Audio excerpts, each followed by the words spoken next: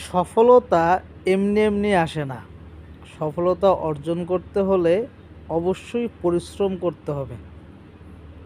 এবং তোমার আশেপাশে কিছু বন্ধু আছে যারা বলে যে তোরে দিয়ে কিছু হবে না, এগুলো চেষ্টা করার দরকার নাই, যেভাবে আসোস সেভাবেই থাক, ওই ধরনের বন্ধু থেকে একটু দূরে থাকো না।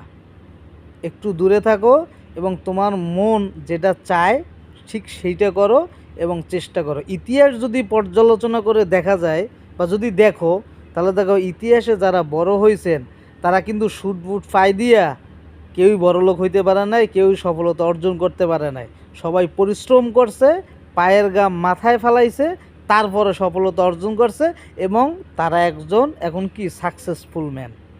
অতএব পরিশ্রম করতে হবে, সাথে ভাগ্যও লাগবে। পরিশ্রম এবং ভাগ্যের সংমিশ্রণে সফলতা অর্জন করা সম্ভব।